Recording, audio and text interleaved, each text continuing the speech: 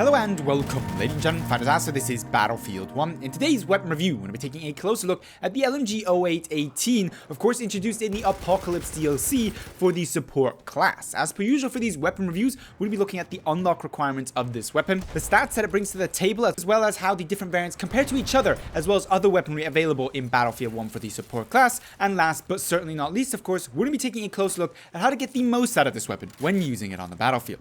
Starting off then with the unlock requirements. To unlock the lMG 0818 in its low weight variant, you're simply going to have to get 50 kills while playing as support. Relatively simple there. If you wish to unlock the suppressive variant of this weapon, you're going to have to get 50 kills with the previously unlocked low weight variant of this weapon, as well as within one round, perform 100 resupplies. Both of these, of course, are relatively easy to achieve. Having then unlocked the weapon, let's look at the performance that it brings to the table. Specifically, we're going to be looking at the low weight variant as baseline for a statistical analysis. Now, the maximum damage of this weapon is 28, the minimum damage 21, guaranteeing you, of course, in close quarters, a 4-shot kill, that is all the way out to 12 meters, and from 12 meters onwards, you're going to require 5 bullets to down your target. This comes with a relatively good, for the lMG category of weaponry, fire rate of 600 rounds per minute, as well as a very high muzzle velocity at 870 meters per second. The magazine size for the low weight variant is generous at 100 bullets available to you, but understandably, of course,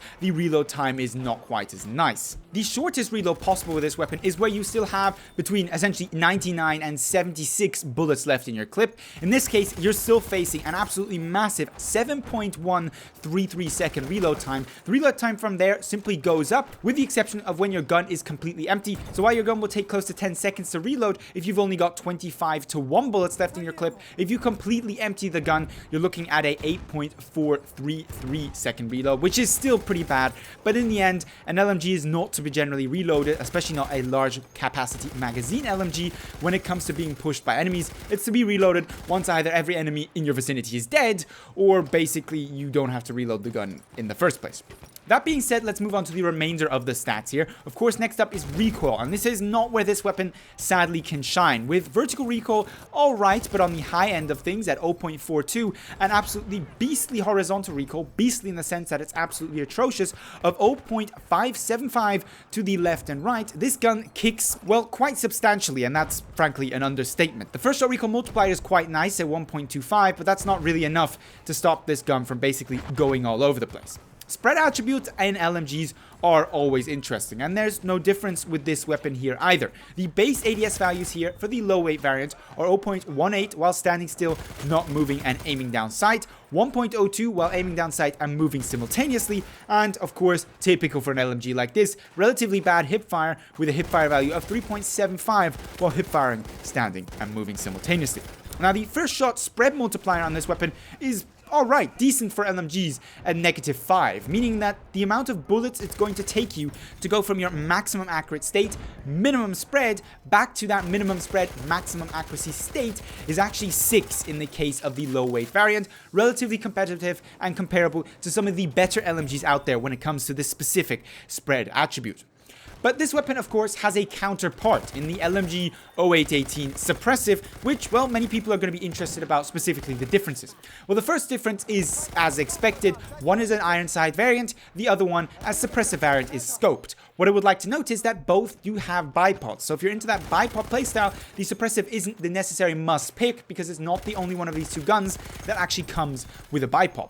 Beyond that, the differences are, well, relatively marginal. Obviously, you have a difference in magazine size, with the suppressive coming in with double the amount of bullets at 200 rounds to chew through.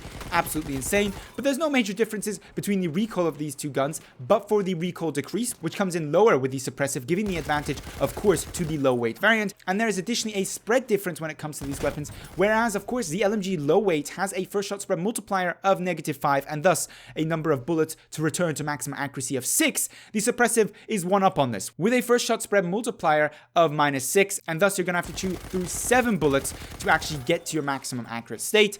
Also, there's a difference here in spread decrease and spread increase per shot. However, they're not really of any relevance because essentially the low weight, while it has a higher spread increase per shot because of its lower spread multiplier, caps at the same amount of maximum spread but gets down faster than the suppressive version does. What, however, the low weight does have is better spread decrease value, so if you stop firing, your gun will recover its spread much quicker when using the low weight weapon versus the suppressive variant. Now this gun is interesting in its own right, it's a ton of fun to use. Where things really become interesting is when you try to compare it to its clear main competitor, and that is the BAR 1918, coming of course in a plethora of variants: Storm, Telescopic and Trench. These weapons share a lot of similarities. Firstly, in the damage output, they both have a rate of fire of 600. Secondly, in their muzzle velocity, the BAR 1918 Storms comes in at only a marginally slower muzzle velocity at 820 meters per second versus that of the suppressive. Where these weapons start to differentiate themselves clearly from each other is when it comes to the recoil and magazine size. Obviously, the BAR is a 1, maximum 2 target gun before you have to reload it. The reload, on the other hand, is of course much faster ever. Additionally, the BAR has more vertical recoil, not a high degree of additional recoil, but nevertheless a noticeable one, especially when you're using the telescopic or trench variants. However, the horizontal recoil, even on the telescopic and trench variants, let alone on the Storm variant, is easily less than half of the lMG 0818, putting it in a much better position when it comes to medium range performance and long range performance. However, most of the variants of the BAR, but for the telescopic, don't have a bipod, which once more, of course, limits the performance of this weapon when it comes to the more medium long range targets. Well, figuring out which of these two is the best for you is very much connected with talking about how to get the most out of the lMG 0818 when using it on the battlefield. Whereas the BAR 1918 Storm is the better aggressive version. You can play this much more like an assault rifle from Battlefield 1. Positioning is less important. It's relatively competent at basically any range but long range, and this is extreme long range.